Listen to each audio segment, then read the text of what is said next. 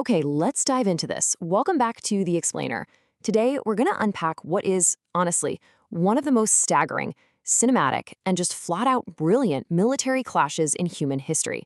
We're heading way back to the year 1643, deep into the treacherous Orbulak Gorge in the Dzungarian Alatau Mountains. Look, if you think you know the greatest underdog stories of the ancient and medieval world, well, prepare to have your entire perspective shifted. Today, we're breaking down the Battle of Orbulak, the steppes' greatest last stand. 83. I really want you to hold that number in your head for a second, because this represents the absolutely absurd odds faced by the defenders on that day. For every single Kazakh warrior holding the line in the dirt and the dust, there were 83 heavily armed invaders marching right at them. This wasn't just a border skirmish, It was a literal avalanche of enemy forces preparing to wipe them completely off the map. Let's break down the actual forces here, just to establish the seemingly impossible stakes we're dealing with. On one side, you've got the invading Dzungar army. This is a massive, highly organized force of 50,000 men, commanded by Erdeni Batur Hantashi, who was famously known as the Mongol Tiger. He's marching confidently into the Zetasu, the Kazakh Seven Rivers region, pretty much expecting a total steamroll. And on the other side, Zhangir Khan. He had only managed to hastily scrape together a microscopic force of 600 men. Just 600. By all conventional logic of warfare, this whole thing should have been over before it even started. But Zhangir Khan was definitely not your conventional commander.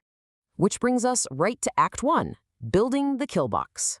Now, what's really interesting about this slide is how Zhangir Khan decided to handle the situation. Instead of retreating, which, let's face it, most people would do, he relied on pure tactical genius. He knew that if he fought them on their terms, his 600 guys would be slaughtered in minutes. So he leads this tiny band of warriors into the Orbulak Gorge to set up one of the most brilliant defensive gambits ever recorded. You see, typical nomadic warfare on the steppe was all about movement, right? Open spaces, fast cavalry charges, hit-and-run tactics, shooting arrows from horseback. To stop moving was usually a death sentence. But looking at that narrow, rocky gorge, he decided to completely flip the script on hundreds of years of nomadic tradition. He goes for entrenched gorge tactics, a stationary, deeply fortified defense. He figured the Dzungars wouldn't expect it, and more importantly, they wouldn't have a clue how to break it. To make this crazy stationary defense actually work, his 600 men had to dig. And I mean, they dug hard. They carved out a massive trench right across the middle of the gorge, spanning anywhere from 2.5 to 3 kilometers long. They piled up all this earth and rock to create a fortified wall that was, as the records say, as high as a man's height. Just imagine the grueling, backbreaking physical labor it took for 600 guys to build this massive fortification in just a matter of days. They effectively shoved a giant artificial cork inside a natural geographical bottleneck. It was a deadly, inescapable trap. And that sets the stage perfectly for Act 2, the trap springs.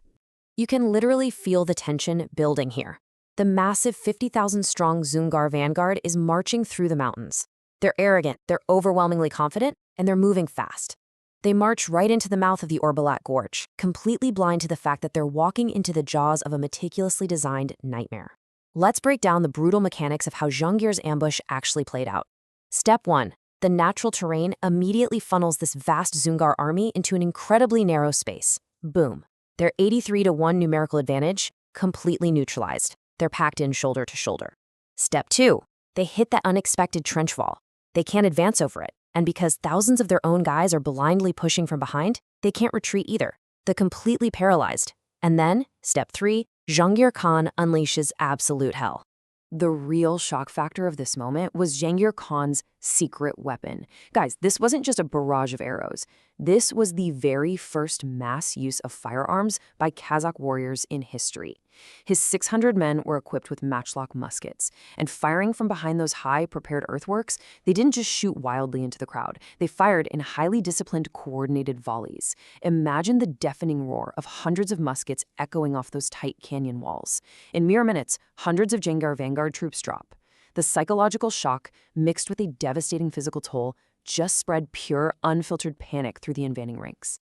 Okay, we actually have to pause for a second here to mention a fascinating, kind of wild historical footnote.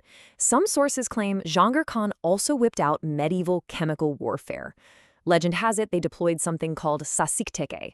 It's a plant that, when burned, produces this incredibly dense, poisonous smoke to further blind and disorient the Dzungars. Now, how did the 600 Kazakh defenders survive their own toxic smoke? By wearing rudimentary gas masks smeared with goat butter. Yeah, goat butter. Historians definitely debate whether this actually happened, but come on, you've got to admit, it adds a brilliantly wild twist to the legend of this whole battle. Let's look at the timeline of the sheer chaos that unfolded in just a few short hours. Hour 1, the Dzungars march in.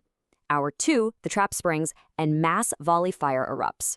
By hour 3, the situation for the Dzungars is completely catastrophic because they're trapped in that bottleneck and just getting shredded by continuous musket fire. Historical sources estimate they lost up to 10,000 men in those initial hours. 10,000! That is just staggering. But just as the surviving Dzungars start to pull back and try to organize some kind of counterattack against the trench, hour 4 brings the ultimate twist. Act 3, the hammer falls. Picture this. Erdnay Bator is furious, right? His vanguard is decimated. He's pulling his massive army back slightly, trying to figure out how on earth to breach this impossible dirt wall. All of his attention, all of his rage, is focused entirely forward on the trench. He's completely unaware of the ground literally shaking behind him. Suddenly, over the horizon to the rear of the Dzungar army, a completely new force appears. 20,000 men. This is the highly satisfying cavalry arrives moment of our story. Unbeknownst to the Dzungars, Zhangir Khan wasn't fighting this war entirely alone. He had called in a massive favor, and fresh, heavily armed troops had just arrived right at the enemy's completely unprotected back. These 20,000 fresh Bukharan troops were led by an incredible figure named Yelingtush Bahadur. Now, he was a Kazakh from the Junior Jews, but he actually held the super powerful title of Emir of Samarkand. His arrival was earth-shattering. Not only did he strike the Dzungar rear with devastating force, but his presence represented a monumental moment of Kazakh unity. Different khanates and regions actually set aside their differences to protect their shared homeland, so it was a massive political victory just as much as a military one. And this brilliantly illustrates how the Dzungar invasion was destroyed by a classic, ruthlessly executed military maneuver. Erdnay Bator's massive, so-called unbeatable army was suddenly caught in a vice grip. In front of them, you had the anvil, Zhangir Khan's deeply entrenched, impenetrable line of 600 men raining down musket fire. And behind them came the hammer, Yelingtush Bahadur's fresh 20,000 cavalry troops smashing into their vulnerable rear. The trap had perfectly and ruthlessly closed. The result of all this? Utter humiliation for the invaders. As the records say, the Mongol tiger ordered a full retreat. Just let the deep historical irony of that sink in for a minute.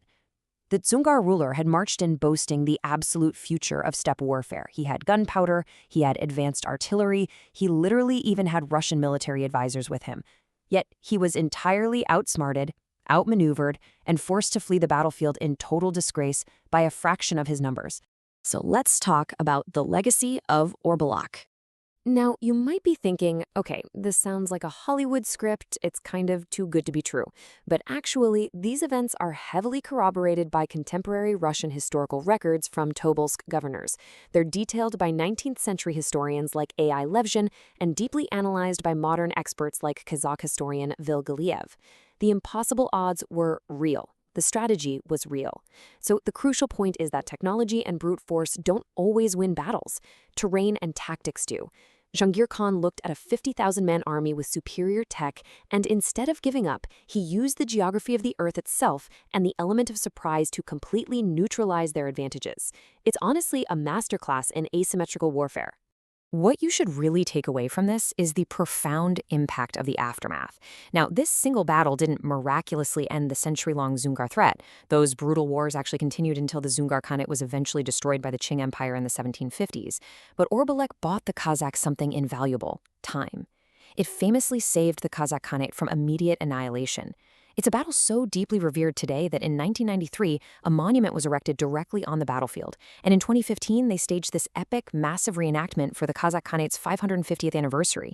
It's a story permanently woven into the cultural memory of the steppe. Which leaves us with a final, provocative question. Can you name a better historical last stand? Look, we all know the story of the 300 Spartans at Thermopylae holding off the Persians. But when you consider the 83-to-1 odds, the brilliant implementation of a mid-gorge trench, the very first mass use of firearms, and the literally perfect execution of the hammer and anvil tactic, does Orbulak beat Thermopylae? Is Zhangir Khan the greatest underdog commander in military history? I'm going to leave you to ponder that. Thank you so much for joining me for this explainer, and I really hope this incredible piece of history leaves you hungry to learn more.